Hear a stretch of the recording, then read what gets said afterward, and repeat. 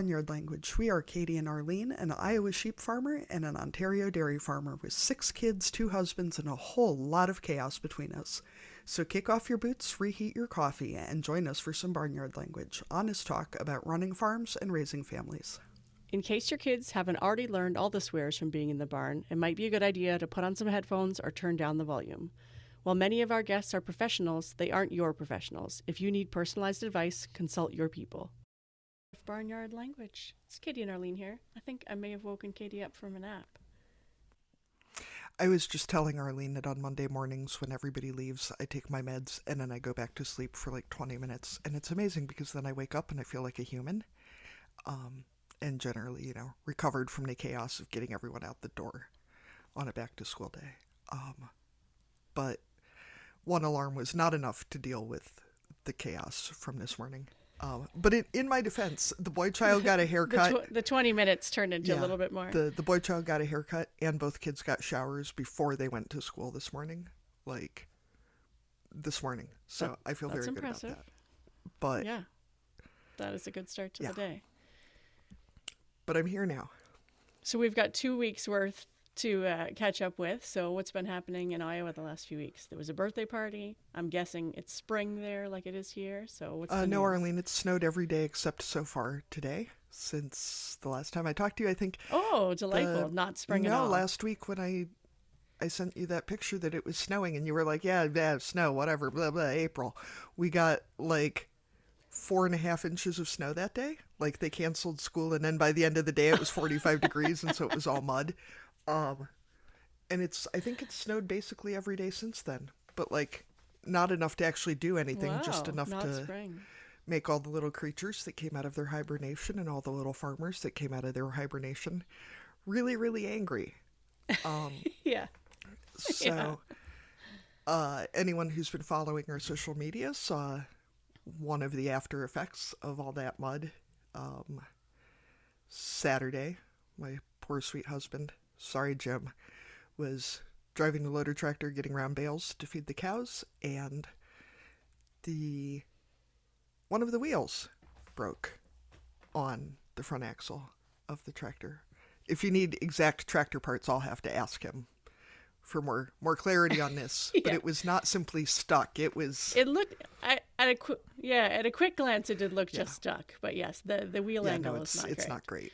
So they managed to limp it back up into the yard yesterday after a great amount of wrangling, which I believe wisely stayed in the house for instead of, there's good call.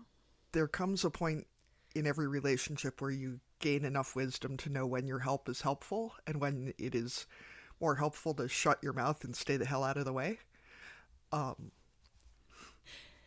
And maybe keep the little opinions out of the way too. I'm guessing that maybe the kids might have had some opinions. The boy child rode around with grandma, so he got to watch, but he was not in any danger or in any danger of having his thoughts heard about how to approach the situation. He had quite a few thoughts about how it had happened and why it had happened, and very kindly did his rendition of the Peterson Farm Brothers' Tractor Stuck, which is their parody of Thunderstruck, and he's very obsessed with it, and it's awfully freaking cute.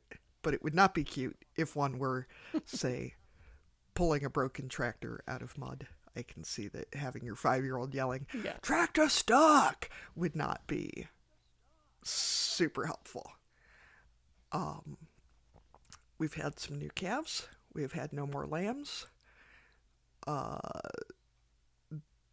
guys started field work and then stopped field work with all the extra snow.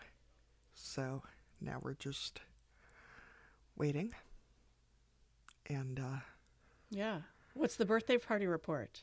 You have someone who got older? We do. We have someone who turned 5 and who has asked pretty much every day since then if he is still 5 or if he can drive the car yet, because he's pretty sure that 5 is the age where you get just about to drive the car. Yeah, and I don't mean around the yard. I mean home from town, 20 miles, drive the car. Yeah. Sure. Yeah. He can drive to school now. Well, no, he's going to drop out of school now because he's 5, so he's done with that. Yeah. Oh, good. Yeah. He got a lot of new tractors, obviously, which has been very exciting. Um, and then we went to a group birthday party for some friends of his this weekend, which involved a cake with frosting so bright red that it stained everything it touched. I think I counted 25 children under the age of. There was one 8-year-old, and then all of the rest of them were under the age of 6. And a bouncy house in the snow. So that's how that's Nice. going. Yeah, it's spring birthdays in the Midwest are not a great thing. So Yeah, birthdays through the winter months definitely are a challenge. But the spring ones, yeah, you hold out hope that maybe it'll be a nice day, and then have to go with your yeah, backup plan. and the girl child is insisting that we're going. Last fall we went to Los Angeles for a family reunion for a memorial service, and went to a hotel with an indoor pool. So she's pretty sure that for her birthday we are going back to Los Angeles because that's apparently the only hotel that has a pool. So we're talking about taking the kids to Great Wolf Lodge for her birthday later this year. Her birthday's in December. Isn't her birthday's not Yeah, till well, December? So you got lots you've of time to traveled talk with about kids, it. Arlene. It'll take that long to plan it.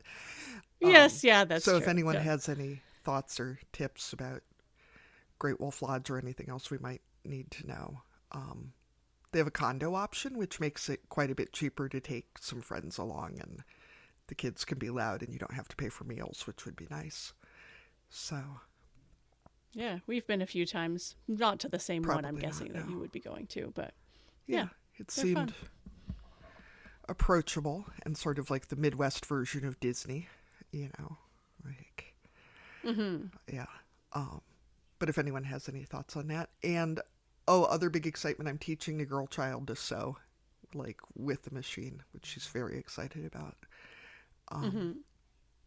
And What's your first project? we made some blankets and some pillows for our elf on the shelf. So that's Nice. been exciting. She's very enthusiastic about it, and she's very angry because we actually bought a sewing machine for her the day that we found out that she was a girl. Not because sewing machines are for girls, but because I found a vintage pink machine. The boy child also has a sewing machine.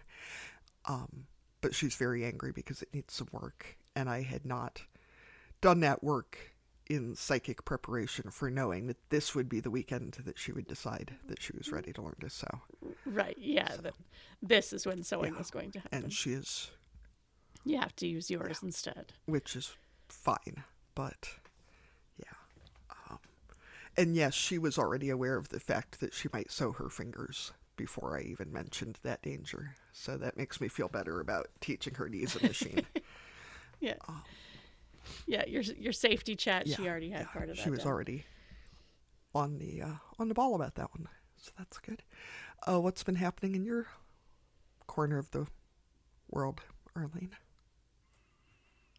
Well, the weather update is that it hasn't been snowing every Yay. day, so I mean that's great for us, I guess. Manure went out. There's been some ground worked up. One of my father-in-law's goals for this spring was to be able to get back into the tractor. He had some health difficulties last year and has had some physical limitations that he didn't have before. And so one of the things he's been working on is building up his strength and figuring out how he was going to get back into a tractor again. So that was a big accomplishment for him. So he's been working some long days working up ground, but that's where he wants to be and he's happy about it. So that works out for us, that he gets to get that work done, and that's where he's happy. And in other news, 2 weeks ago now, we went to Montreal for just a single night to the Canadian Holstein Convention because our family was getting the Century of Holsteins Award. So that was pretty exciting for all of us, but mostly for my husband's grandmother, who is 98. So she wasn't there when they registered their first Holsteins in 1922, but she was born just a short time afterwards. And so it's kind of an interesting history because the cows came through her side of the family, although we live on the paternal side's property. So her dad had registered Holsteins, and on the farm where we are, they had milking shorthorns back in the day. And so there was a time after she got married and her dad got quite sick. And so her and her husband were milking cows here, but also going back to her farm, which is about a half an hour away, and milking cows there as well. So they were doing all the chores on both farms for a period of time. And then when her mom and dad decided to have a dispersal and sell the animals, they ended up buying 10 of those Holsteins that were his and bringing them over here. So my father-in-law actually remembers the day where they moved the some of the milking shorthorns straight out of the barn and the Holsteins came in. And so that is kind of the foundation of the herd that we still have here today. So obviously there's been some other purchases and other cows have come in, but the foundation of our herd still comes from those animals that were from her dad's place. So that was pretty exciting that we were able to go and actually receive the award in person. And she doesn't travel much beyond her retirement home anymore, so it felt like a big trip to drive the few hours to Montreal and go get that. But it was nice that we were able to go with her and my in-laws, and so my daughter and some of our other staff looked after chores here, so we were able to go to that. So that was really nice. Arlene, I want to point out, too, that what is a half-hour trip now would have been a lot more, I would imagine, in the late 40s, and especially if they were going back and forth on a regular basis to milk cows. That's... Yeah. You know. Yeah, and I'm not sure how many months they did that, but I think it was a significant amount of time. I think it's easy to forget now yes, how much more that would have been back in the day. And also I want to mention that when I was doing that social media post and I searched cow print to, congratulate your family, it gave me red Holstein and it gave me all sorts of black and whites that were not Holstein. And I want to note that I used a black and white Holstein instead of messing with you by using something else because I really wanted to. It was really tempting. So. Thank you. You might have offended many people, especially if you tag Holstein Canada in the post. I wondered about that if I used, because there were some that were clearly not Holsteins and would have really caused some problems. Yeah, they just happened to be splotchy. Yeah, so I think that's the main stuff that's been going on lately. Kids are going to school. My daughter actually did work a show last week, a show, but it was both Jerseys and Holsteins. So she was away for a few days there, and my husband went to go and watch some of that. So I was here doing chores while they were away there. But this time, there were no power outages or major ice storms, so it was a breeze. That's good. I see that ball hockey is back in season. What is the ball hockey season? Yes, I had my first game back. Well, women's ball hockey in my town apparently runs from April to August, so we've got lots of games to fit in. But I had my first game on Monday, and I was sore until Friday. So I think that it's going to take me a little while to get back into shape and used to running on concrete and running, period. So we've got some very active young ladies on our team, which is a big help. I was wondering if the training like regime for ball hockey was more actual running or if it was more like running for another pitcher of beer running. But it sounds like maybe it involves actual running. There's quite a lot of running. Yeah. By the end of the game, my two goals for night one were to not throw up and not pass out, and I achieved my goals. But in the last 5 minutes, I was definitely ready for it to be over. Yeah. But it's fun, and it's something that I'm doing for myself with other adult humans, which is crazy. Pretty cool. Yeah, wild. Yeah. All right, why don't we introduce our guest for this week? So today on the podcast, we're excited to be talking to Matt Brechwald, who's joining us from Idaho. I think this is probably our first Idaho guest. Am I right, Katie? Yeah, she's nodding. So. It's an audio medium, but Katie always nods for me. So Matt, we start each of our interviews with the same question, and this is a way for you to introduce yourself to our listeners. So we ask the question, what are you growing? So for our farming guests, that covers crops and livestock, but it also covers families, businesses, which I know you've got a few of, and all kinds of other stuff. So, Matt, what are you growing? Let's see, beef cattle, chickens, goats, the occasional pig, and a little bit of sweet corn. And that's we're a small farm here in Idaho, so that pretty much covers the extent of it. So, we have a scale. What does small mean to you? Because small, depending where you live, means different things. That's right. I think mine is on the far end of the scale. So we have 33 acres. So we're really small, very niched, and serving this growing municipality called Boise, Idaho. And what kinds of breeds are we talking about? Because farmers always need to know that kind of info. Yeah, I have almost exclusively polled Hereford cattle, and I mixed in two black baldy heifers just 2 years ago, and but other than that, just polled Herefords, and I've just stuck with that. And then as far as goats go, uh, we started with just a smorgasbord of everything. I mean, people just started giving us goats. That's how we got into the goat business. Is they found out we had land and they just started donating goats to us. So that was everything. But now that it's turning into more of a business, I've been refining it, and so we've been increasing our the amount of kikos we have in our doe herd, and then we're running a boar buck on those kikos. I like the idea that you just have a drop off goat. It was crazy. You must give, yeah, you must give off a certain aura that people think that, oh, he looks like a goat guy. No, I think it's the goats give off a certain aura, and people think they're cute, and they want to raise an animal, and then about 6 months later, they're like, "What do I do with this thing?" And Yeah, it's wrecked all my fences, and uh-huh. no, I don't know what to do with it. Yeah, exactly. So do you have to lock the oh sorry, do you have to lock the gate to keep people from dropping them off when you're not home? No, well, I mean, technically, I want to keep a closed herd, so I don't really want them dropping them off. But man, they're at the beginning. I was like, fine, bring them. We'll take them. We bought this place in 2011. It was nothing but weeds, and the only reason we got those first two goats was my wife and daughter were impatient, and they wanted something. So I tried staking goats out. That was an absolute disaster. So we got electric netting, and we would start letting goats eat weeds, and we had weeds for days. And then over the years, we got some fencing put in, and we developed the place and developed it and kept going. And then the goats turned into a business. I mean, I'm really into it now. They are a great commercial business. They're kind of, a guy like me or a family like us on a small scale, we can't raise commercial beef.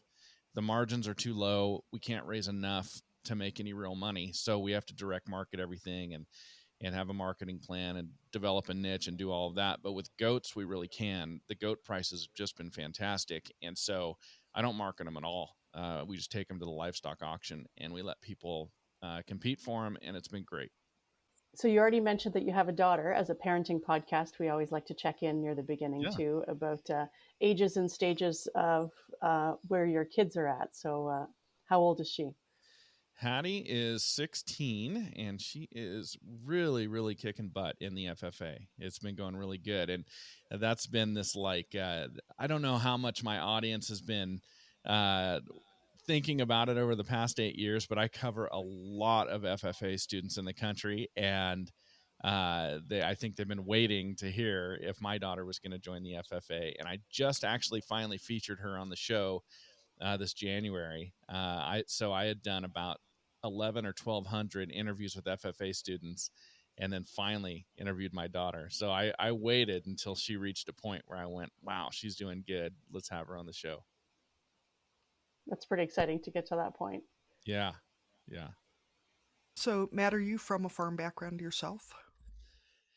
Yes and no, if that's possible to answer it that way. So I grew up in a really, really tiny town called Valley Home, California, which is in we call it the Central Valley, but the San Joaquin Valley there in California. And back then, it was extremely blue collar and mostly agriculture. People, I mean, we're talking a town of like 40 or 50 people in the actual town core itself. And back then, it was mostly rice farmers and a few permanent crops. There was a few people that had almonds and walnuts, and then out on the fringes of town, you got into the dairies, and then even a little further out, you got into beef cattle, and that's what it was like where I grew up. Really, really tiny. So I was always around it, always exposed to it. It was just always there. But my family per se were not involved in agriculture. And then my folks got a divorce when I was 10, I think, and my mom ended up remarrying when I was about 15. And my stepfather and his dad, they raised cattle on a really small scale in a town on the kind of the southern part of the county that I'd grown up in, and that got me exposed to actually hands on with the cattle, and then that got me very interested. And then ever since then, I've always had my eyes on having my own cattle in my own place. So, Matt, I know from listening to your podcast, or one of your podcasts, you've got a few of them, called Off Farm Income, that you were doing a bunch of other things before you actually got into agriculture or back into agriculture. So, Uh-huh. can you tell us kind of the short version of what you were doing before and what brought you back to being involved in this industry? Yeah, I'd be happy to. I don't know if there's a short version of this story. Is there That's one okay. available? Yeah, I just said that, but it doesn't have to be short. Talk as long as you want. So I got, like I said, when I was about 15, 16, I finally got my hands on cattle, working in the barn and around the cattle and all of that, and really got interested in it. And then came time for college, and I graduated high school. I had no idea what I was going to do. I mean, to this day, I've never taken a placement exam. I've never taken an SAT or ACT or anything to go on into higher education. But I started school at Modesto Junior College there in the Central Valley, and I started out and said I was going to be an animal science major, and I was really into it. I used to just drive around the county in my free time with a textbook and try and identify breeds of cattle, and I would match them up to the pictures in my textbook, and that's my free time. I'd just drive around, I'd find the ranches I liked the most and try to identify breeds of cattle, and was very, very interested. I ended up transferring after 3 semesters up to Montana State University and finished my bachelor's degree in animal science up there. And during this time, I worked on cattle ranches in Montana. I even lived on a ranch in Montana. I fed cattle for my room and board. I did a couple internships. I sold ag chemicals in the row crop and production ag industry. I worked in the fertilizer industry back down in the Central Valley of California. I just kind of I worked in almost every aspect of ag that you could think of. I did sales. And when I graduated, I got a full-time offer. I got a job or offer for a full-time job as a territorial sales rep in the ag chemical industry. And I just didn't want to do sales. And I didn't feel like I had enough experience, even though I had the degree to go manage somebody's ranch. And I just couldn't find my place in agriculture when I graduated and I got that degree, and I didn't know what I wanted to do. I just knew that at some point I wanted to buy my own place and have my own cattle. And so I actually left ag and I went and became a police officer. That was an interest, and I was young. I was 22 when I graduated, I think. And I was like, well, this will be fun. This will be a cool job. What a way to make a living. So I joined the police academy and paid my way through there, and I got hired by a medium-sized city in the Central Valley of California, became a police officer.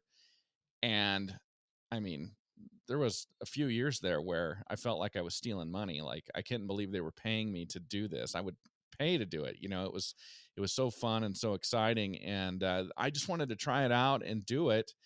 But it turned into more than that. It turned into, wow, I really am providing a service. I'm doing something good for the community. It turned into a career. And there was a point in time where I thought I would run it all the way through and I would get the retirement and the pension and all of that. But about probably 10 years into it, I think that season of life had passed for me.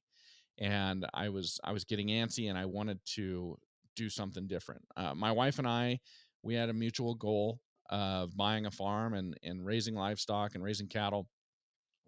But we were living in the city at that point, and we had looked many, many times, but we hadn't figured out a way to get it done to buy ground.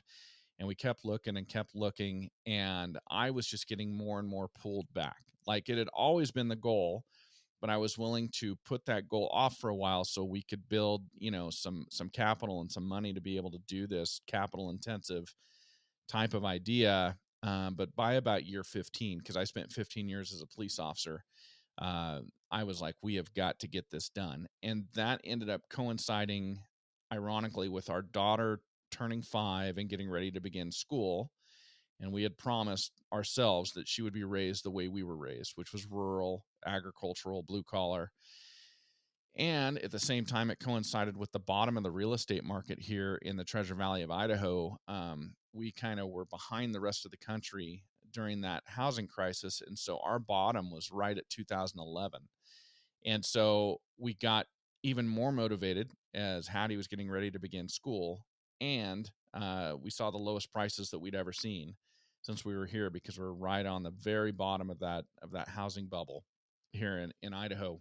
And so we were able to sell our house. We didn't lose money on our house, which was good.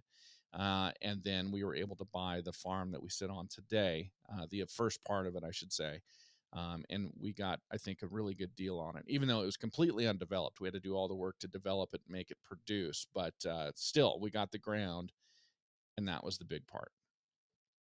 So at that point, were you continuing? I know the answer to this question, but were you working, going to continue to work in law enforcement and also develop the farm at the same time, or was that a commutable distance, or were you having to actually make a change in your employment at that point?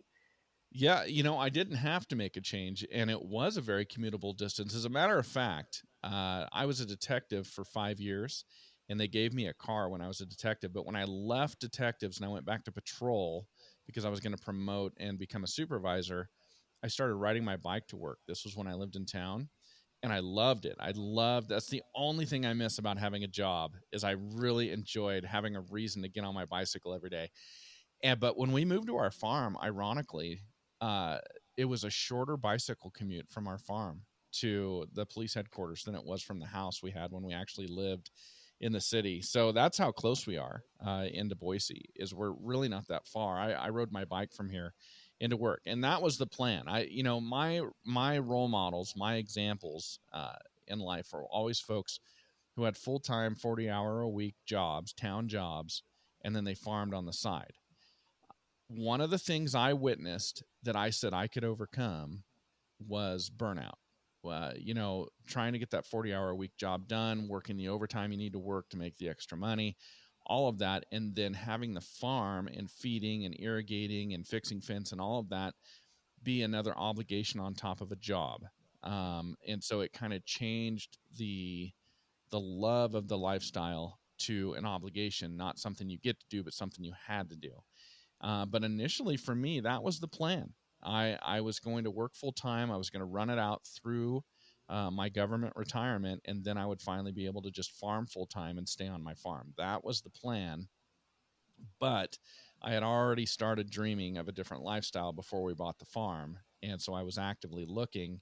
And then once we got out here, it really kicked into high gear. I really felt like I was living two separate lives. I was putting 40 hours a week in the city with city problems, being a police officer, and then 3 days a week, because I worked a 4-10 schedule, 3 days a week out in the rural community, meeting with farmers and working in agriculture, and just kind of felt like a split personality almost. And so I got busy, and I started my first business at that point in 2012. It was called Idaho Gopher Control, and it was a piece of equipment I bought that allowed me to infuse carbon monoxide at high pressure into gopher burrows and exterminate pocket gophers, which are a big problem for farmers out here in the West, especially those who are growing alfalfa.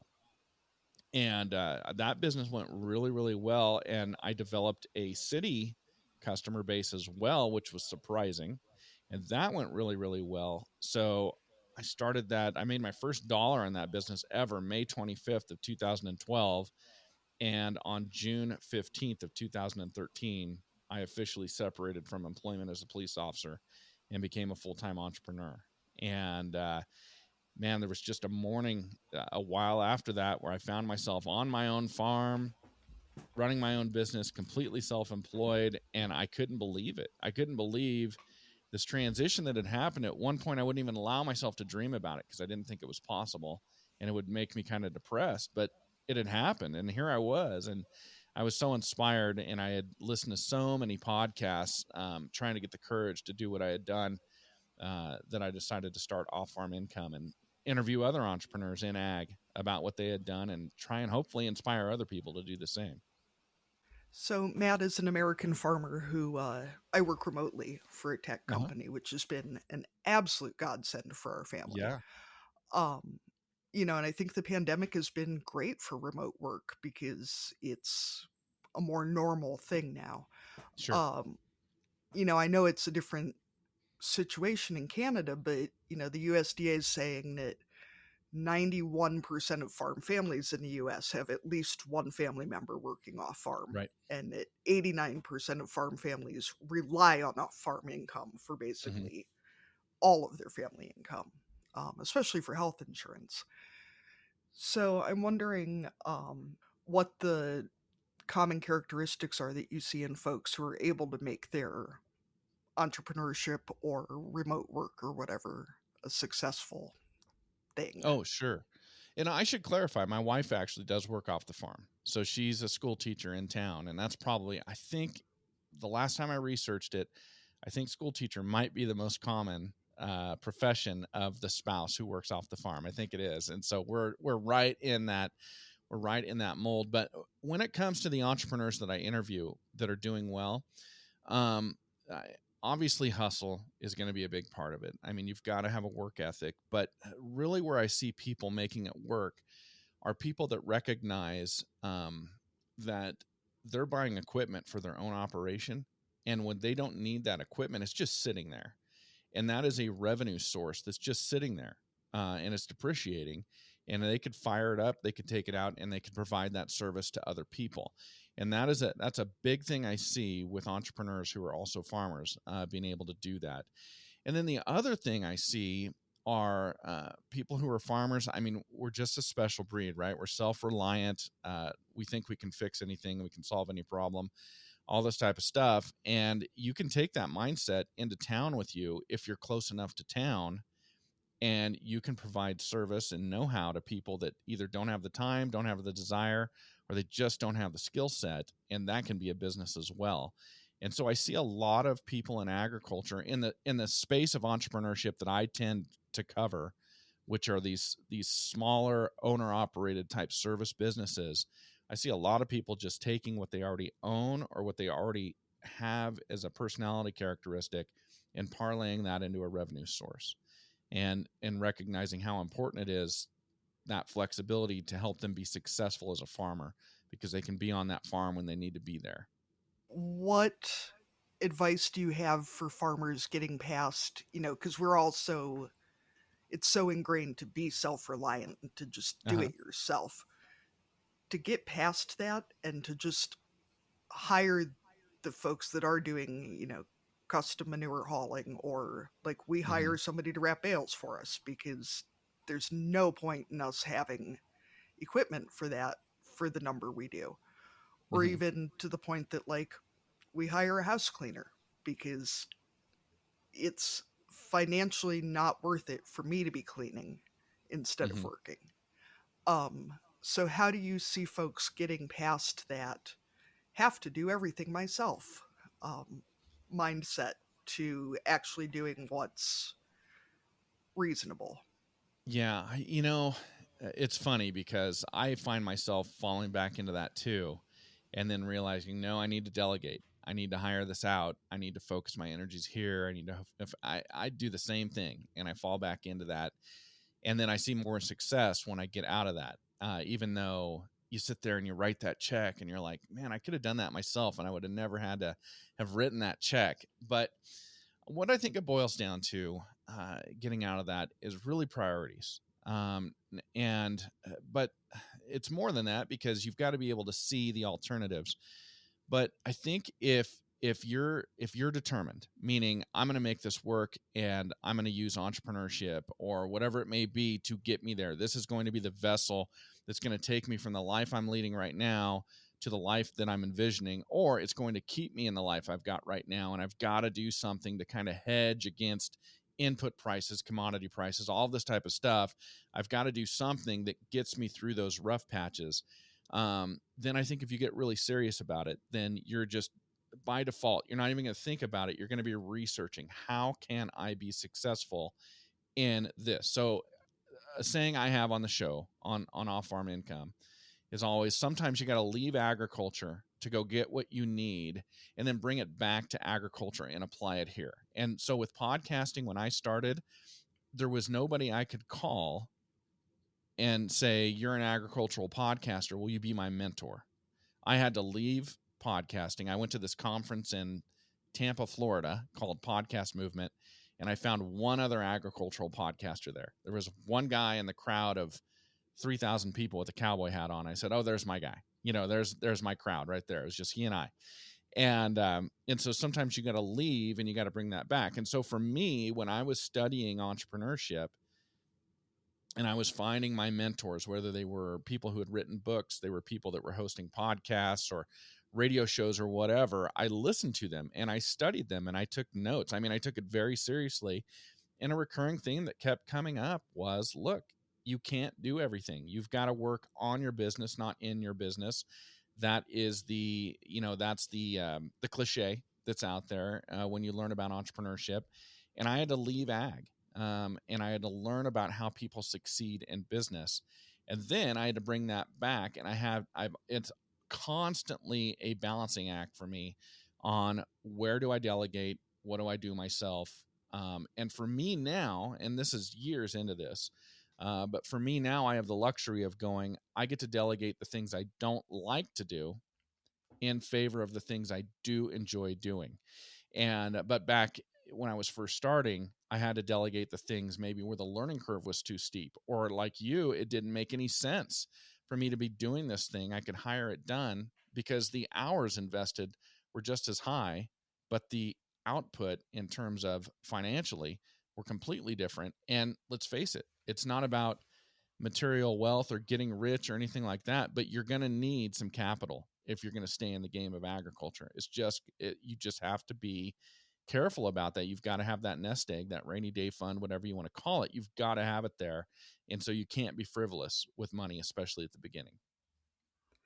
I know the other thing that's really helped me is trying to delegate to other entrepreneurs that are really, hustling themselves for their Uh-huh. own businesses. That, if I pay a house cleaner, but she's running her own business, then I'm supporting someone else. Or like, Sure. we buy a CSA share every year instead of me growing vegetables, even though I like to garden, because it's Okay. a lot more efficient on all levels to pay Uh-huh. somebody else and support their business than for me to spend the same amount and get, 3 tomatoes and a lot of Yeah. crying. So, Well, I'll tell you, it's Katie, I love that because one of the special things about using entrepreneurship, I think, and supporting small businesses is it's more than just a revenue source. It's more than just flexibility and freedom. It's also a community. And so by you saying, no, I'm choosing to support another small business, you're helping to build that community. I think it's great. So you already mentioned your involvement with FFA, Uh-huh. and I'm going to show my Canadian ignorance here and ask you to describe a little or explain a little bit about FFA because it's not a program that we have here. So this is for my Sure. benefit, but also for our non-American listeners who maybe don't really know what it is. I know the colors. I've seen the outfits. I think I understand a little bit, but even just kind of how it's structured, like on a national level, state level, that kind of stuff. I don't really have any context. So if you can just do kind of an outline for me, I think that would be helpful. Yeah, you bet. So I think it's until 1988, Katie, you might know the exact date, but they were called Future Farmers of America. So I grew up knowing Future Farmers of America. And then they changed the name just to the acronym FFA because they wanted to make, they were getting broad. They didn't just, and it was a student organization that didn't just involve people who were going to be boots on the ground farmers. There was ag industry and technology and all this involved. So they changed the name. So the FFA is a student organization in public and in private schools and in homeschools, a lot of homeschool organizations throughout the United States that is there for the promotion of agriculture and agricultural education. And they have the recipe. I don't know how they did it, but they've got the recipe. It has got to be it's the single largest student organization in the world. Currently, there's over 850,000 students enrolled in the FFA. I mean, they're almost to a million, which is just insane. They're all over the United States and the territories of the U.S. Every year at the National FFA convention, when I go, you see jackets walking around from Puerto Rico. I mean, there's FFA students there. Really incredible. And what they do is oh my goodness, I hate to butcher this. I am so niched in my knowledge of the FFA, but they've got this approach to teaching agricultural education. So there's leadership, there's hands-on practical application, and then there's the classroom stuff as well. And where I specialize in, the thing that fires me up is what they call their supervised agricultural experiences. So when a student at school, high school generally, but some middle schools as well, when they join the FFA and they're taking ag classes, when they join the FFA, it takes what they're learning in the ag classes and it adds all this stuff onto it: leadership, public speaking, different competitions, how to write a resume, how to do job interviews, all these different things that are giving these 850,000 plus students this incredible skill set to where when they step out of high school, they are ready to go. They are so far ahead of your typical or your general high school student in the United States. They can speak to people, look you in the eye, shake your hand, do a job interview, fill out a resume. A lot of them have certifications in things like welding, small engines, landscaping, horticulture, floral design. It's just incredible what they do. And what I love about it is these supervised agricultural experiences where they're required to do one of three things. They're required to do either a research project, a placement project where they work for somebody in agriculture, or something where they do their own entrepreneurial venture. And that's where I interview FFA students. And so I'm interviewing students all over the country who are starting their own herds. I've interviewed high school students who already have their own farms. They were working for a neighboring rancher, and the rancher wanted to retire. They didn't have anybody to pass the farm along to, and they did a transition plan with a high school student. I mean, it's incredible. I've interviewed students with lawn businesses where they're making $100,000 a year and they're in high school. I've interviewed multiple students who have started businesses and they had to hire their very first employee because they didn't have a driver's license yet. So they had to hire somebody with a driver's license to get them to and from job sites. And it's this incredible organization that is producing this leadership class in the United States of these unbelievably talented students. And what I love about the FFA too, and boy, did you open the can of worms here, Arlene. I could just go on and on. But what I love about it too is how many students I've interviewed who are accomplishing amazing, amazing things, who said, when I started in the FFA as a freshman in high school, I was shy. I wouldn't talk to anybody. I never would get up in front of an audience and speak. And now they're a state officer or a district officer or a national officer or something like that. And they're like the best public speakers our nation has to offer. It's just unbelievable what this organization does. And it's all centered around ag and the furtherance of agriculture. And man, it just gives me a ton of pride to be involved in agriculture and to have the premier student-led organization to ever exist be agriculturally based. I think it's awesome.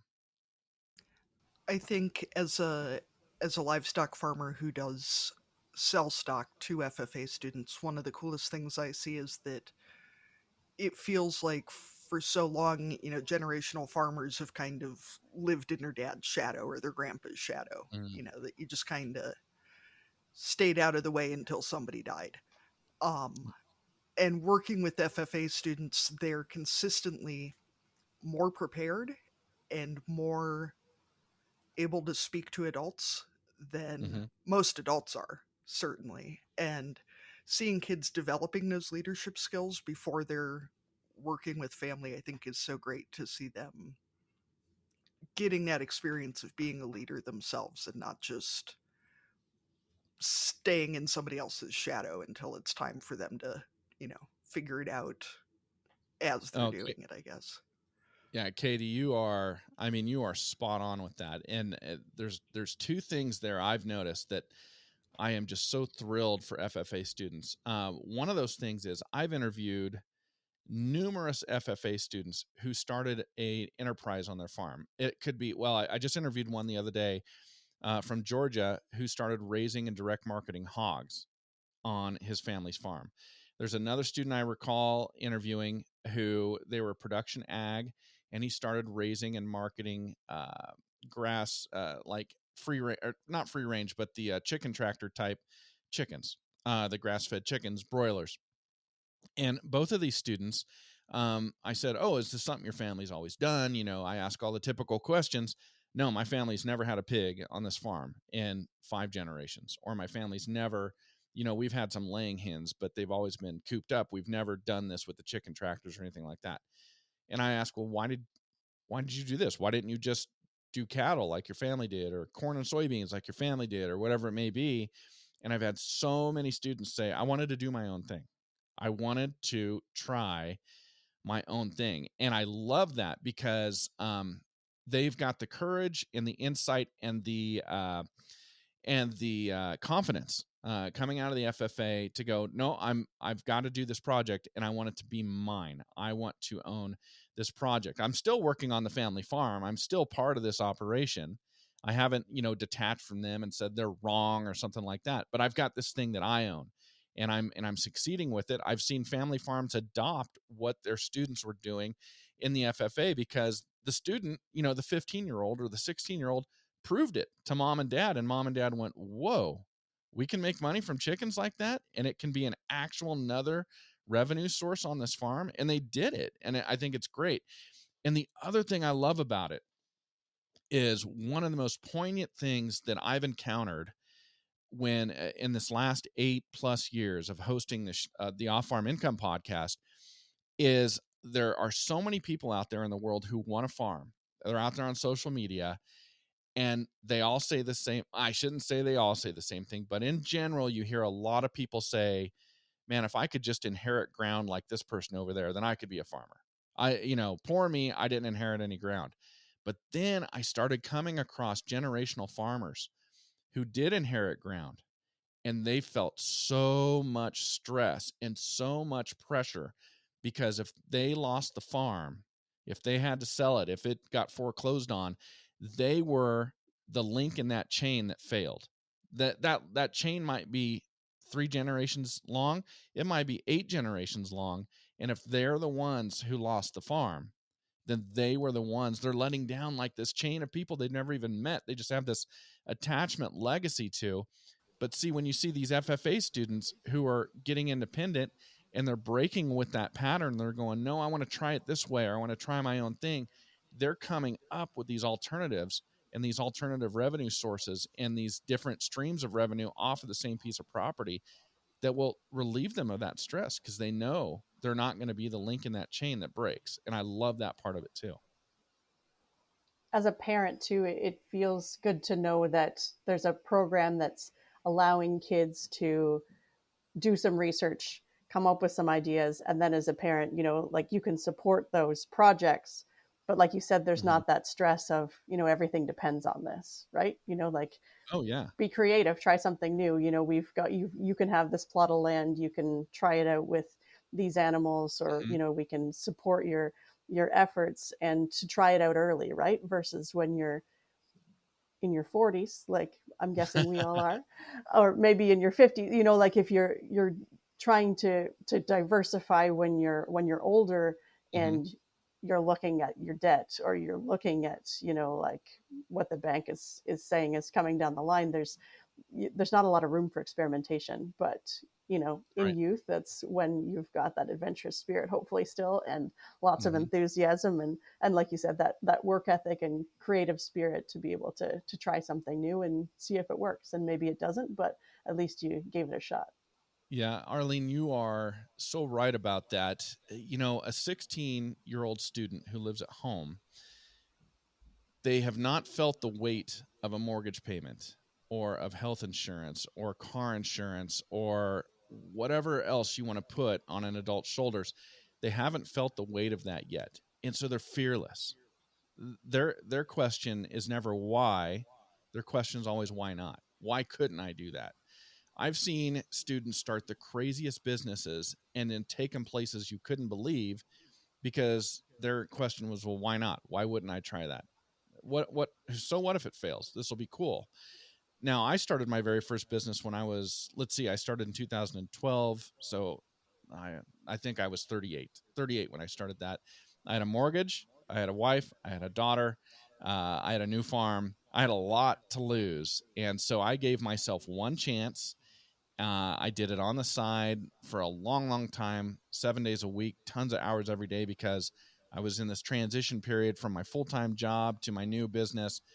And if I had failed in that, I really don't know if I would have allowed myself to try it again, because it felt like a big stretch at that point in time. And certainly the fact that I had to mitigate all these other concerns in starting my business, that played into what I tried, or how practical the business I was starting had to be, versus I've seen students start dream jobs, businesses for themselves, and they're going to be able to do that the rest of their lives. And they love fishing, they love hunting, or farming, or whatever it may be, or fixing up old tractors, or whatever.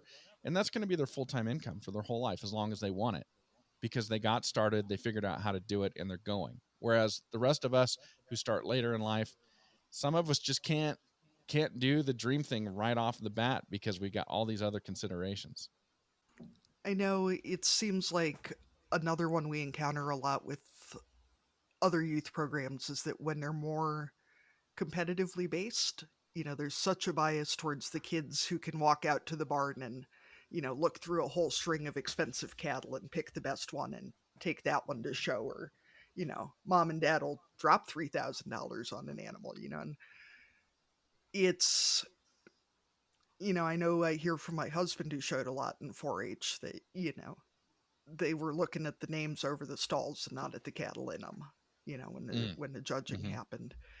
And one thing that I love about FFA too is that it seems like it's so much more based on personal development and what you're doing with your business rather than what you can walk in with. I feel like when we sell livestock to FFA kids, they're coming in with money that they earned or that they've been saving, and they're Mm-hmm. buying 3 sheep and, raising some lambs and buying some more sheep, and it's a business rather than how many ribbons can I get thing.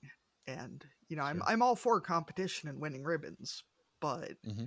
it's pretty shitty for the kids whose families don't have a whole string of show cattle in the barn already, or who don't have those resources to just, if adults would leave the kids alone, it would probably be a lot nicer than it is when the, adults start living their own childhood out again.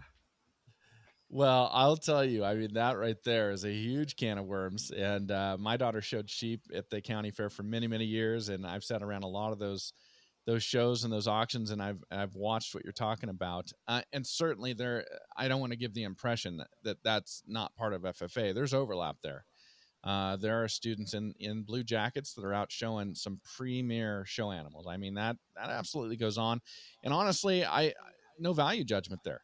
Some of those students are excelling, and they are getting fired up, and they're getting into embryo transfers, and they're getting into artificial insemination and developing of genetics. I mean, it's really amazing where they go, and we've all got these different starting points on where we're going to get in life, and we've got to go with what we've got in front of us. So certainly that is there. I mean, showing livestock, there's a lot of FFA students out there throughout the country who their SAE is taking an animal or a few animals to fair and showing them. And so that's definitely part of it. But to touch on what you're saying, one of the things I really enjoy about this too is when I get students on the show who are farming for themselves, and we're talking students that got 150 acres or 225 acres or something like that, and they're doing these crazy things like they're hedging, by buying futures. I mean, just stuff I can't even fathom. And they're doing this with their soybeans or with their corn or whatever. I ask them, and to a student, how in the world do you do this?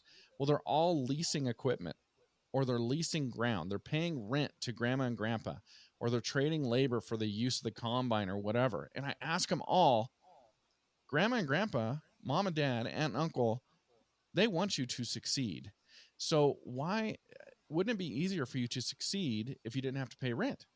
If they just said, take this ground and go make your enterprise, wouldn't it be easier for you to succeed? Why do they make you pay rent? And to a student, they say, well, how do I learn about the real world if I don't pay rent? They want me to succeed, and they're wise enough to know that true success comes from me learning that I could lose all this, and I've got to have skin in the game to make me really pay attention to this. Otherwise, what am I really learning? I'm not in the real world when I'm doing this, and when I'm selling and I'm looking at the inputs I put in compared to the yield I got and the attention I spent to the field and all this type of stuff. And I love that aspect of it.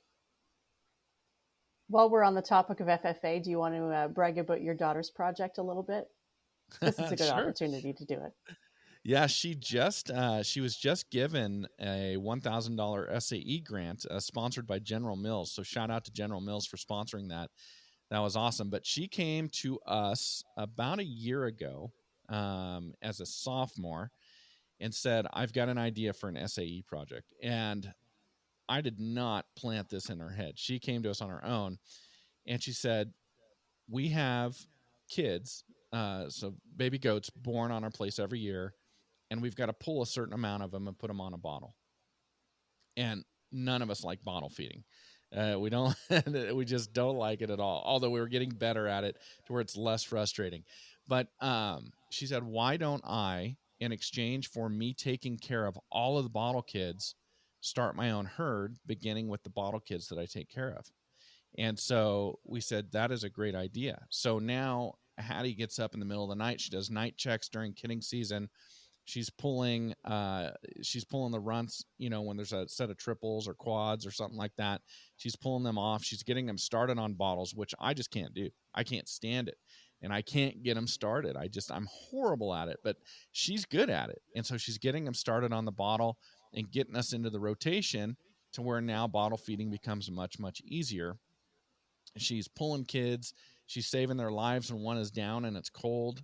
She's getting them saved and rescued, turning them into a productive goat later. And she turned that into her SAE, building her own goat herd out of taking care of these bottle kids in exchange for them with all this other stuff she's doing during kidding season. And that led to her applying for this SAE grant and them looking at her application and saying, yeah, we want to support this. So now this spring, she's getting $1,000 to go buy a mature doe to increase her herd even faster, and then put in some facilities that'll make raising bottle kids even easier. So it's very cool. I was really thrilled when she came up with that idea. That is a good one. And it works out for you too. Less bottle feeding. It works out for me in two awesome ways, which is during kidding season, on the weekends, I'm not getting up in the middle of the night. I actually get to sleep through the night, and during the week it would be that way too, except she's in school, so we'll let her get some sleep so she can actually study. And then her starting those bottle kids and getting them going, it's just priceless to me. Yeah, that's a great idea. So another thing we were wondering about today is, like you said, you're a former law enforcement officer, and the issue of rural crime is something that people kind of always have on their minds. I was wondering if you have any tips or things that people should keep in mind when it comes to preventing crime on the farm, or in your home, around your property, whether it's property damage, theft, all those types of things. What should people kind of keep in mind when they're thinking about how to protect their families and their property? Yeah, I certainly do. So yeah, I one of my episodes each week is devoted to nothing but rural crime. And I like to give tips, if I can, on stories I read. What could we have done about this? I would say, number one, man, you got to know your community. When people are driving past your farm, you want people to know what cars should and should not be there. Rural crime, by and large, is going to happen when you are not present. And so you're going to be relying on the eyes and the intuition of your neighbors to be willing to make a call either to you or somebody else to say, something doesn't look right here. Is this okay? And so really getting to know your neighbors, I think is very, very important. I think we're better at it in rural communities than in urban communities, but overall the trend is downward, at least in the United States, for our involvement with our communities. And it's something that just out of necessity, we need to pay attention to and we need to be purposeful about. So that's number one. Then number two, I like to talk about rational choice crimes when I talk about rural crime all the time. And so, to give you just a little bit of background, there's a lot of different criminological theories as to why people commit crimes or what will lead to them committing crimes. And the one that the United States penal system, criminal justice system is almost exclusively based on is what they call rational choice. And what this means is for most offenders, they're going to make a decision. They're going to look at the crime that's available. They're going to weigh the potential benefit of committing that crime against the potential cost, which is how likely am I going to get caught and held accountable? And then if the benefit outweighs the cost, they'll go ahead and they'll commit that crime, usually a theft or something like that. So when it comes to rural crime, we need to raise the potential cost of committing that crime so it outweighs the potential benefit to get them to move on down the road and not commit the crime on our property. And the way to do that with rational choice offenders are to use things, I like to refer to them by their technical term, crime prevention through environmental design. We need to make things visible.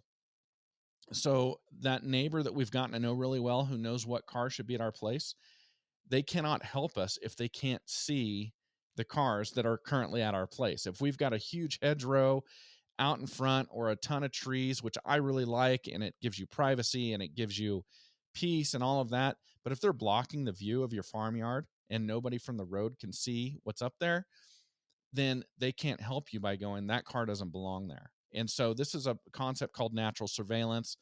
We want to open up lanes of sight so people can actually see what's going on.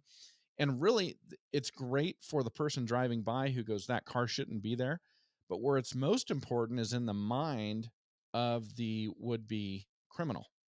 Because when they look at your farm and they see there's no way for me to get up there and be doing my thing without being spotted, they feel like they're going to get caught. And we've raised that potential cost in their mind. So they're going to move on down the road to another farm. Now, I don't want another farm to be burglarized or have anything stolen from them at all, but we've all kind of got to start and we've all got to implement this on our own. And so really doing things to make those criminals think they're going to get caught if they choose to commit crimes on your property, that's number one.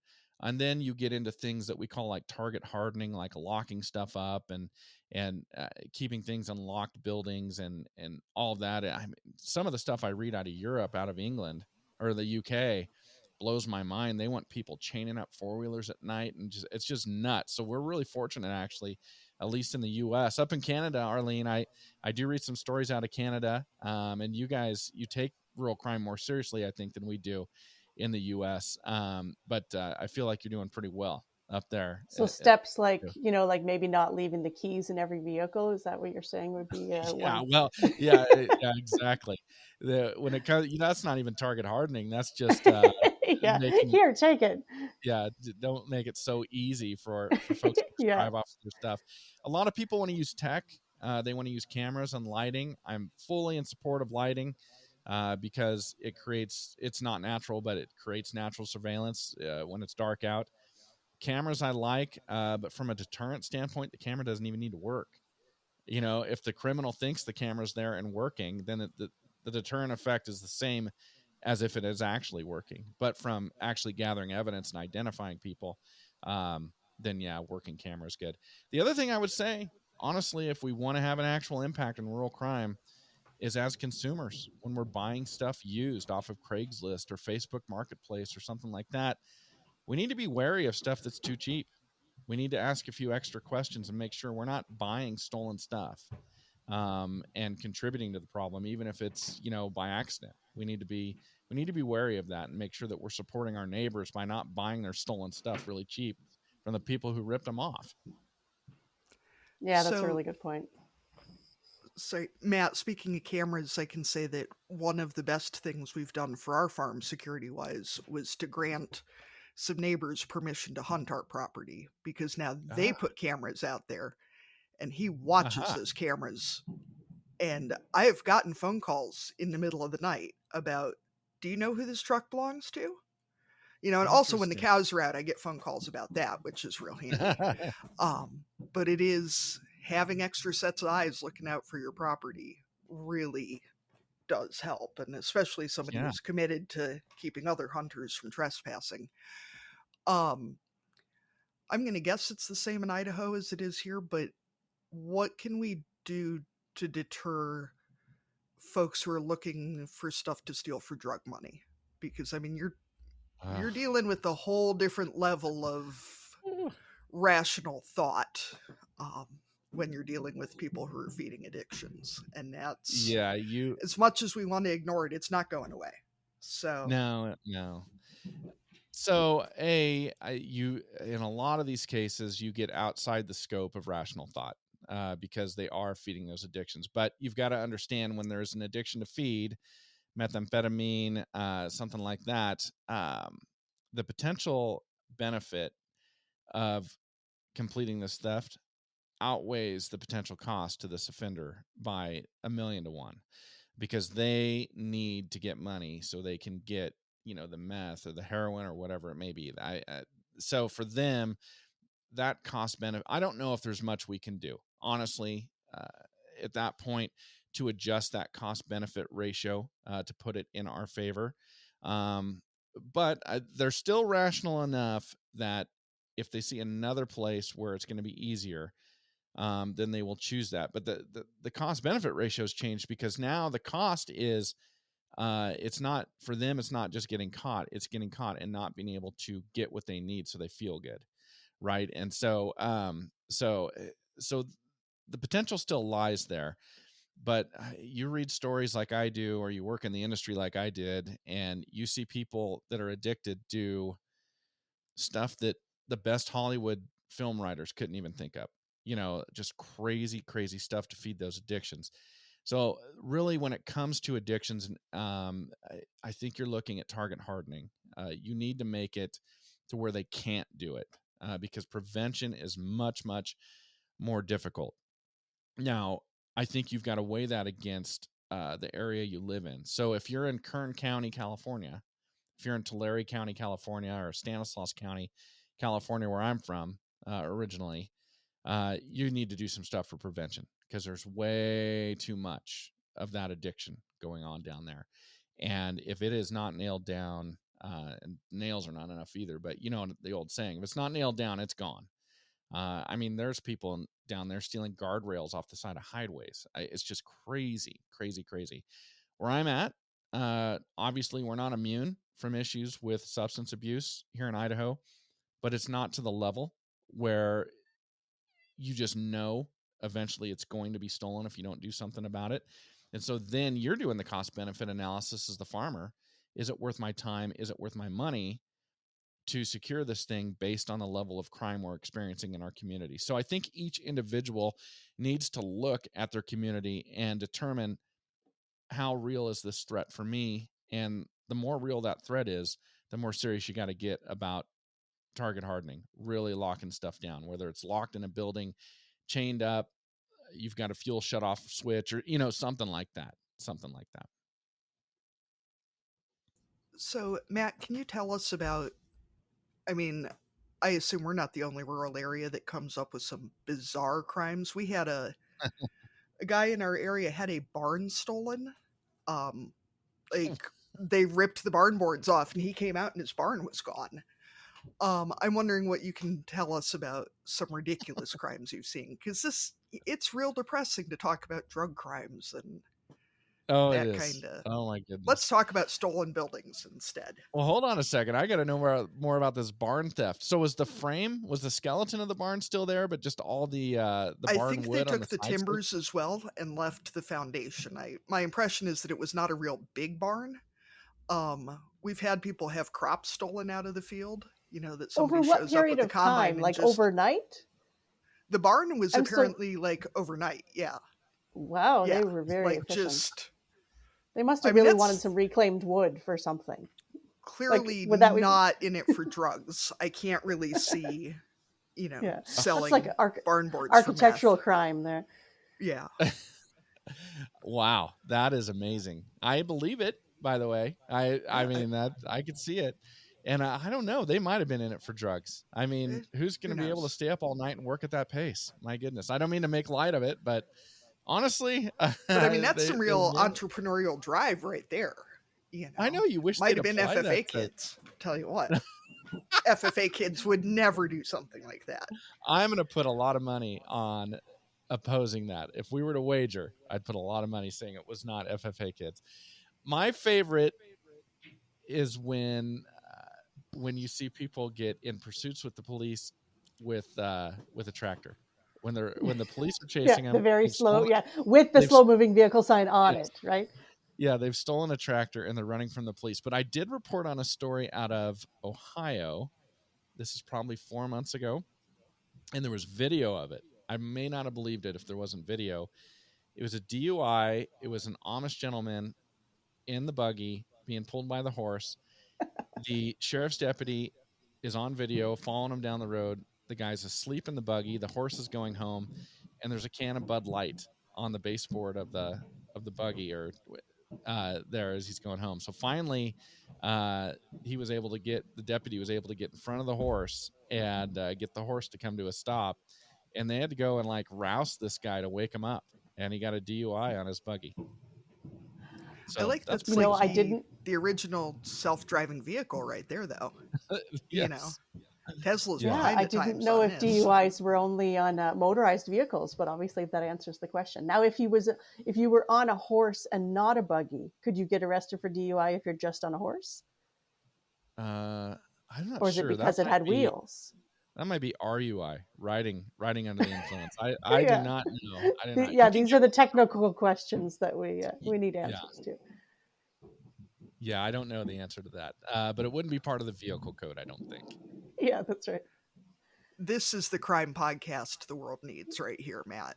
Is just talking about this kind of stuff. You know, Yeah, these true crime absolutely. podcasts are all way too serious. Yeah. So, as a parenting nag podcast, we're always curious about how parents are dealing with having kids on a farm. Uh-huh. What has your approach been, and how has that changed as she's become? I mean, Arlene has teenagers. My kids are 6 and almost 5, so I'm still in a pretty different place with this. But now that your Hmm. kid's a person, how is that changing? Yeah, it's interesting. So the farm and the cattle was a mutual goal of my wife and I, but definitely my dream. And so we raised our daughter in the city for the first almost 5 years of her life. As a matter of fact, we closed on our farm about her 5th birthday, almost identical.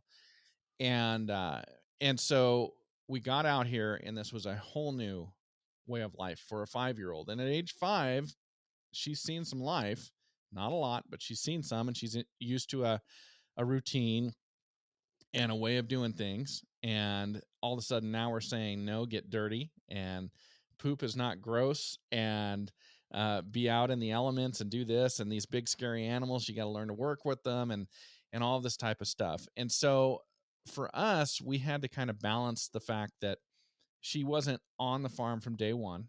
There was 5 years of a completely different experience, and we were adjusting to that. And we were adjusting to that because when it boiled down to it, it was my dream to raise these animals. And so there's been there's moments on any farm, especially with livestock, where look, I need help. Everybody get your butt out here. This is a family deal. This is our family farm, and I need help. And I am not proud to say that those shirts that people wear that say "you can't hurt me, I herded cattle with my dad" or whatever those shirts say. I'm not proud to say my daughter could probably wear one of those every now and then, and it would be true. I mean, uh, there are times where I had to really watch myself because I love it, and anything you love, you're naturally going to get good at. So when it comes to just moving livestock and just being able to watch their body language and know what they're going to do and just keep everything calm and smooth and get things done the way you want them to do. And then all of a sudden you look at a couple goats or a couple head of cattle or something like that, and they get past my daughter, and I'm sitting there going, how in the world did you just let that happen? You know, I got to really guard myself to go, no, we're on two different levels, and she's out here helping me because I need the help, not because this is necessarily the life that she's dreamed of. What's been interesting is for the longest time, because let's see, I started the podcast when Hattie was, I started the podcast in 2014. So she was 8 years old. And I started interviewing FFA students in 2015 and really wanted Hattie to be part of the FFA. But I was getting very afraid that I was going to be that parent that was going to force something on my daughter, uh, you know, like projecting my own, what I think is awesome onto my daughter. And then there was another parent, another FFA parent I spoke with who I mentioned that to. And she said, no, that's not the case. The FFA is an educational program, and that is a good educational program. You want her to be part of that. And I went, yeah, you're right. So then we approached our daughter and said, look, you're going to do FFA. You don't have to show livestock. You don't have to do any projects in the FFA you don't want to do, but we want you to get the education that you'll receive from being part of that organization. You can choose to participate in FFA however it is you want to participate, but you're going to be part of this educational program. And then we kind of took the same approach with the farm. When we didn't need help, look, this was my dream. This is the life I want. This is my business. I need your help at certain points in time. But if it's not your passion, then you can't just sit on your butt. You need to go find your passion. And you need to find a job or sports or whatever, but you be who you want to be. And then we kind of just let go of the reins at that point, and it's really worked out. I couldn't be more pleased. It's really worked out. Now she's proactive. She's involved in the farm on her own merit, on her own accord. She's doing really well on the FFA on her own merit, on her own accord. As a matter of fact, I think that because she's an athlete, she's very good at softball, but she's so fired up about accomplishing things in the FFA now that I don't know if she's going to play softball this year, which blows my mind. But I can totally see her point, and I'm not objecting to it at all. But that's not from Autumn and I driving her and saying, you need to do this or you need to accomplish this or anything. She's just doing it all on her own. And it was just us saying, you've got to be part of this. But now we're just releasing you. You be a part of it in the way that you want to be a part of it until we need you for a certain task. Yeah, that's fair because I mean, even if you're not on a farm and you're just in the house, right? You know, there are some tasks that are family tasks and we all need to work together to do these things, right? But then, yeah, there's those extra things where it's like, okay, you want to earn a bit of extra money or you want to Right. do something additional, we can find an opportunity for that. Or yeah, you can get yourself a job once you're old enough, right? There's Yeah. other ways to contribute to the family and to your bank account, so it doesn't always have to be from home, but Well, yeah, they've got to she's got find their own way. yeah, and she's got chores and responsibilities. I mean, she has things she has to do. She has to contribute to the farm and to the household. I don't want to give the impression that that never happens. She has responsibilities that she must take care of, just as being a member of this family. But it's interesting too, the perspectives. I mean, I didn't grow up on a farm. I got exposed to agriculture later, and then I lived a bunch of life between the development of my dream and finally realizing it. And so I come into ag with a totally different perspective than a family who is 4 or 5 generations deep, and all the kids have always been fully engaged and they're on a tractor at age 8.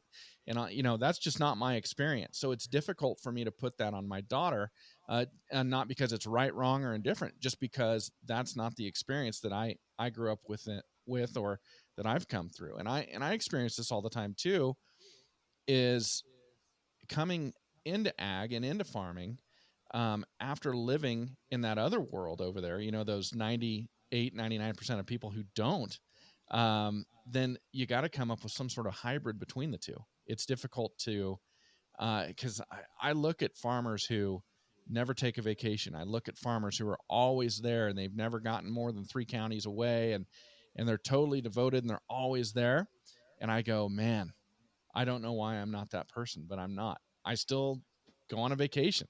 I still live a little bit of that other life, but I was exposed to it for so long. It's just kind of part of who I am. Yeah, and I mean, everyone has their own priorities and their own economic situations too, right? Sometimes there are farms where there really are no alternatives, but that the kids are going to have to Sure, contribute more or do more sure. because this is the reality of the life they're in. So yeah, there's definitely no judgment on the way other people are doing things, or the ways that work for other people. And that's the amazing thing about agriculture, is that there's no one way to do it, right? That's There's true. That's there's no true. single path, and nobody has to do it like the person next door. So And everybody can figure it out. I don't judge the folks I was just describing at all. If anything, I work really hard to not judge myself. If I go off and I want to go camping for 2 nights, I try really hard to not beat myself up for doing that. Hmm. And comparing myself to folks that they're even more devoted to it than me. Yeah, for sure. What's the thing that you appreciate most about being able to raise your daughter on the farm? It's just everything I'm seeing right now, honestly. The self-reliance, the independence, the work ethic. I love the fact that she's been part of and she's also witnessed us persevering through certain things. She's seen us solve problems and she's seen us not give up. And I love that because I know how life lays out. I know what she's going to face. I'm almost 50 and she's 16. So over the next 34 years, I know what she is going to face. And I know the things she's going to encounter. And I know the tools we're giving her by what she's witnessing. And they say more is caught than taught. You've probably heard that saying. And I could talk until I'm blue in the face, obviously. But for her to watch it happen, I'm so thrilled about. And we're seeing the results of that right now. She's super independent. She's saving money. She's working. She was walking home from school off of the bus 3 years ago, I think 4 years ago, and I was in town. We have a couple rental houses in town, and I was in town working on one of them. And she called me and she said, one of our goats that she had named Raisin. Raisin's having kids, and she looks like she needs help. What do I do? And I said, I think you know what to do, and I'm not there to do it for you. So call me back when it's done. And she called me back and she's like, I need to go wash my arms. But in her school clothes with her backpack right there down in the little pen, she pulled 3 kids out that were all breech and they all lived. And you just can't teach that out of a book. You can't do that. I'm guessing too she probably had an easier time than you would have, because I'm guessing her hands are smaller. I I tell people Easier that's why time. we had children. Right there, I have big old hands. Like, Yeah, easier yeah, time physically, for sure. Yeah, yep. no question. So, what has your biggest struggle been with parenting on the farm? Probably. Oh man, that is a good question. And this is not to imply the reason I'm struggling to answer this is not because I haven't had any struggles. It's because I'm trying to pick one. Most of them involve me and my parenting style and my lack of patience. And that's probably okay. So I think I just narrowed it down. It's probably my lack of patience.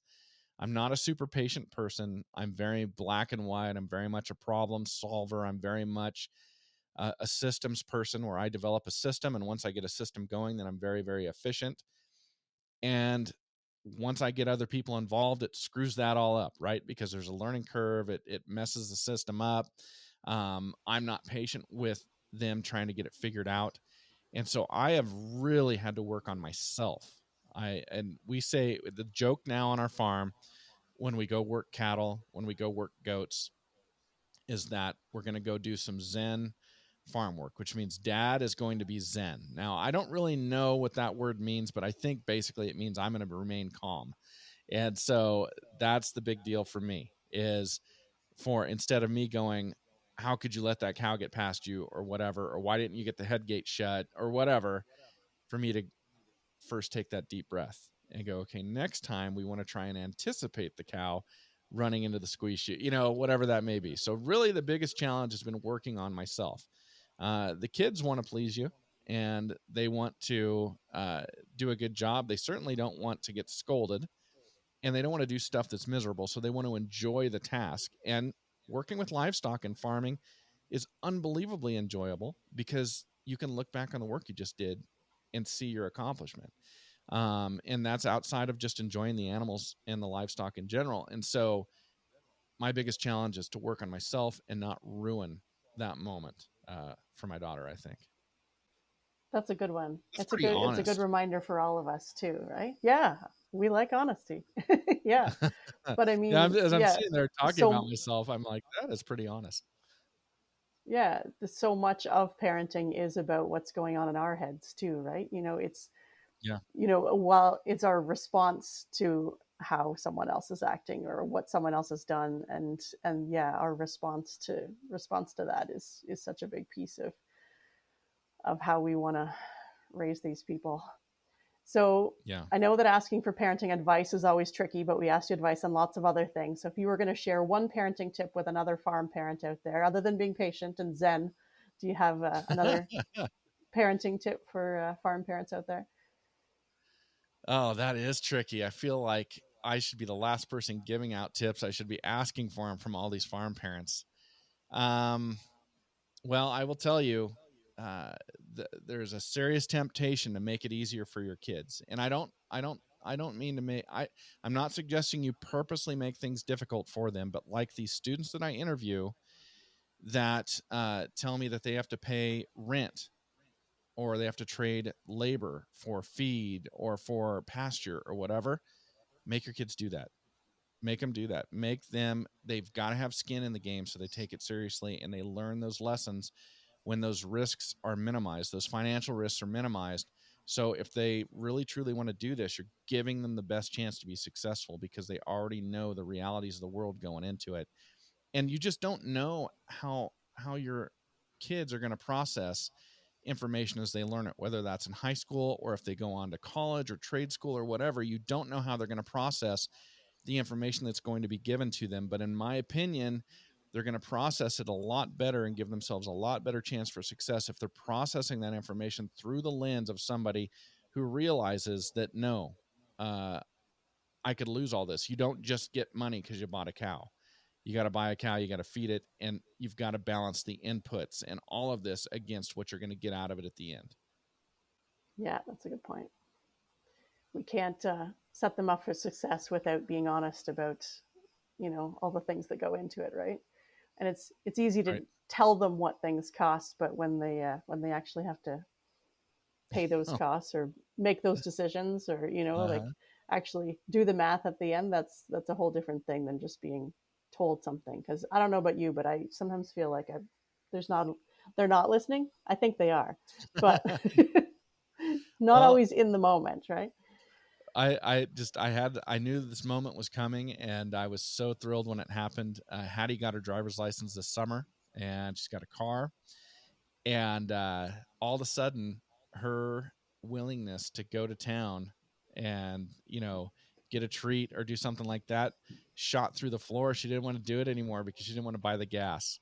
But when it was us driving her around, she was always up to go and do X, Y, and Yeah, Z no or get a treat. problem. Yeah, But then all of a sudden, it was like there was a time I was like, "You want to go get an ice cream or something like that?" Yeah, yeah, yeah. I go, "Okay, you drive, I'll buy." And she's like, I don't know if I really want an ice cream. And I yeah. just Let's check the freezer. Maybe there's uh, some there. yeah, yeah. You guys are doing a good job. My kids are still little enough to be all about going for ice cream. Uh, so we ask all of our guests, if you were going to dominate a category at the county fair, what would it be? And categories can be real or made up. Oh, then I would dominate the category of enthusiasm. I'm making that one right up. But I have lived vicariously through these FFA students, for the past 8 years, and then also even prior to that, with my daughter being in the 4-H, although two things were almost simultaneous, but all these 4-H kids that were in her, in her group, and then those kids at the county fair every year when we went. I love the county fair as a parent, being there, drinking a cold soda, and just hanging out and talking to parents and watching the kids work, and then watching them go in and show, watching them at the auction. To me, it is so exciting, and I get so excited for the future that these kids are headed towards. It's very exciting to see them doing something so pro-social, so proactive, and something that will allow them to develop that work ethic and that ability to solve problems and make a living for themselves and have a great and happy life. I really, truly enjoy that. I would never still be doing this podcast if that wasn't true for me. So for me, I'm saying hi to all the kids. I'm cheering them on. I'm so excited for them at the fair. And that I could sit at the auction all day long, and I could watch the community support these FFA students and these 4-H members with these projects, and buying their sheep and buying their pigs and their cows and everything way above market value to support them. I love the whole scene. I love the whole community of agriculture at the fair. And so I guess I'll make up a category. I'll say enthusiasm. That's great because there's never anything wrong with our kids having more cheerleaders, right? To have No, I agree.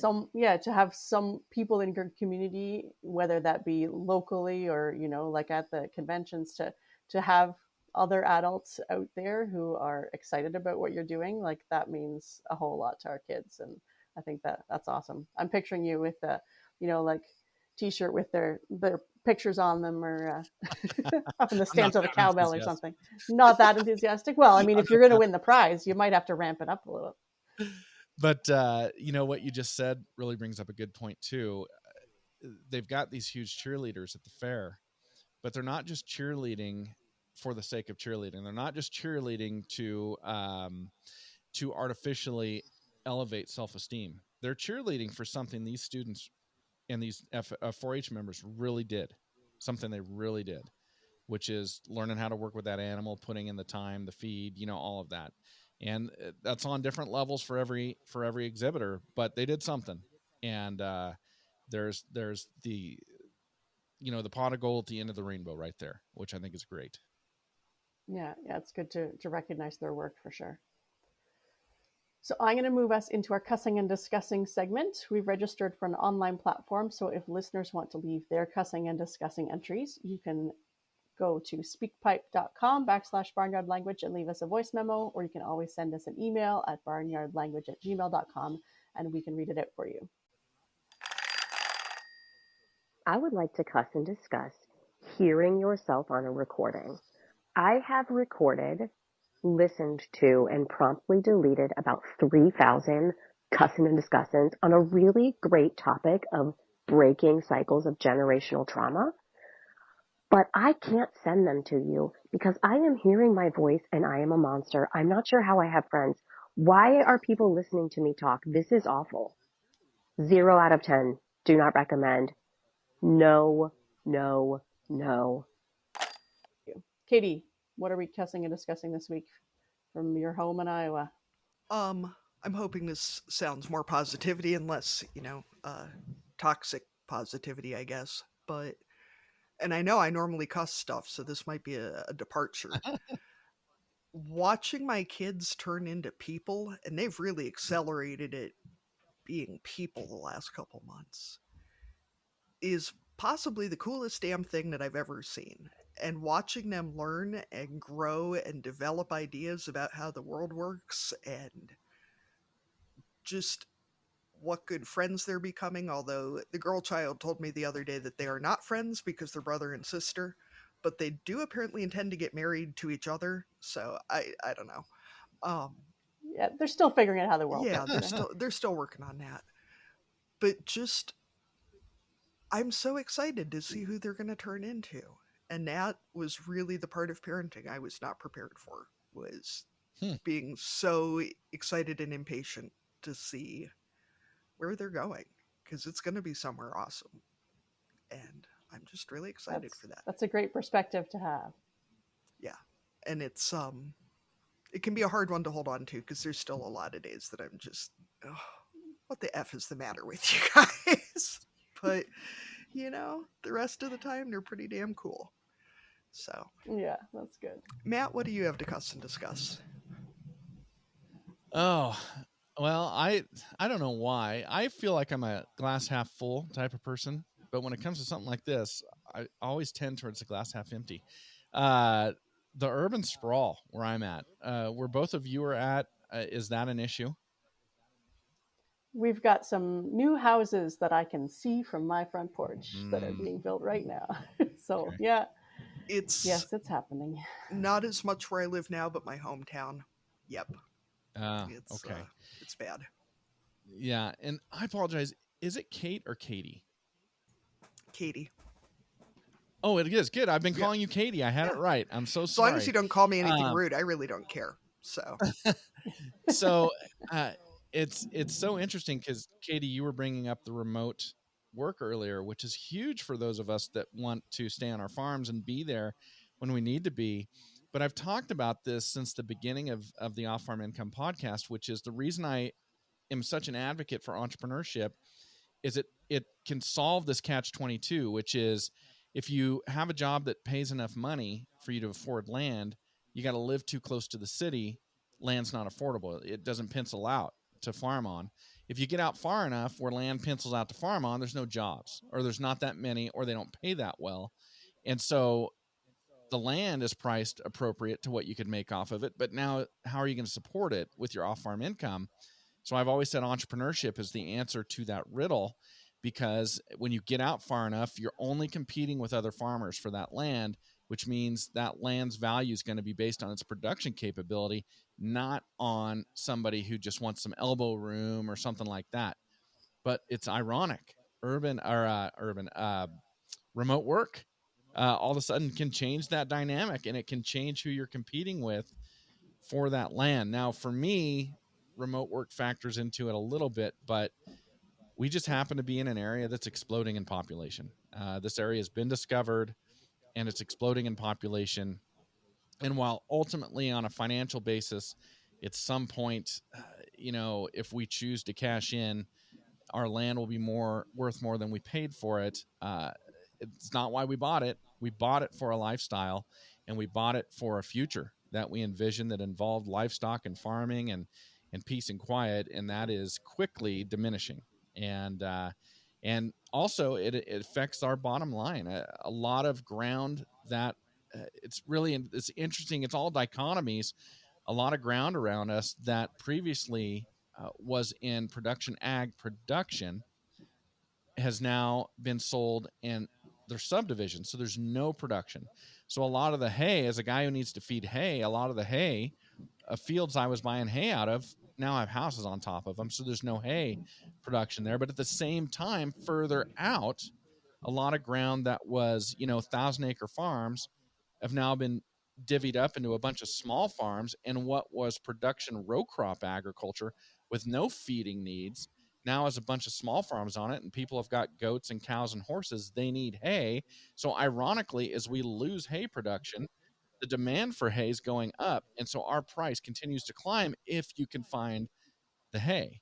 And so this urban sprawl issue is it is irritating. Yeah. And I mean, we've been talking for years about, that agriculture, that people in rural areas need good connectivity. Rural internet is an issue, right? Mm-hmm. We can't compete on a national or global market without rural connectivity and without good internet access. But then that just exacerbates the problem, right? Because then if Yeah. people can work remotely, live further from their jobs, then yeah, the economics of living in rural areas changes for everybody, not That's right. just for us, the people who were here a little bit earlier than Yeah. the ones who are coming after us, right? Yeah. No, I completely agree. I completely agree. Arlene, what do you have to cuss and discuss? So at the time that we're recording, it's winter, which means it's meeting season. So my cussing and discussing is not from a specific meeting, but from I'm guessing that you guys both know what I'm talking about. You're at a meeting where there's supposed to be a question and answer period, and the people who get up to the mic who have not a question or an answer, they just seem to want to talk about something, usually something that's already been covered, or ask the question that's already been answered. It just drives me batty because it's like, listen to the presentation and either have a real question or just you don't need to go to the mic. You could just we could just end early and go to the snack table. So yeah, that's mine for this week. But Arlene, was Yeah, that that sounds- person speaking English or French? Katie and I were discussing the other day the fact that I was at a meeting and I realized my French was not as good as it should be. But I live in an area that's bilingual, and so I need to practice my skills. I'm not watching as many French kids shows as I used to, so yeah, I'm getting rusty. At least in French, I don't know for sure if they're asking a question that's already been covered or not. it's the English ones that, and not every meeting has full translation. So people are allowed a bit of grace if it's not in your first language. But is it worse to think that you understand them and they're asking something ridiculous, or that you don't understand them and they're asking something super insightful and interesting and you don't know what they're talking about?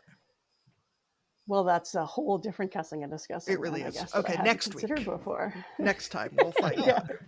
Yeah, that's right. All the bilingual issues I had not considered.